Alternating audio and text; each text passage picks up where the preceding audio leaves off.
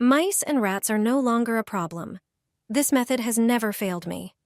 Make some popcorn and pour it into a bowl. Let it cool down. Get a sealable container ready. Crush some of the popcorn into it. Take a regular bar of soap and grate it as finely as possible. You don't need a lot. Add it to the popcorn. The next ingredient is baking soda. Add 2 tablespoons to the mix. Close the container and shake it well to combine all the ingredients. Your mixture is ready. This is an excellent poison for cockroaches and mice. The smell of the popcorn attracts them. While eating the popcorn, they also consume the soap and baking soda. They can't digest this mixture because of the soap and baking soda. Just take a small amount and place it wherever cockroaches or mice might show up.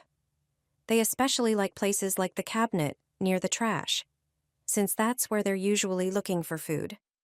Be sure to use this trick during the warmer months. That's when they show up the most.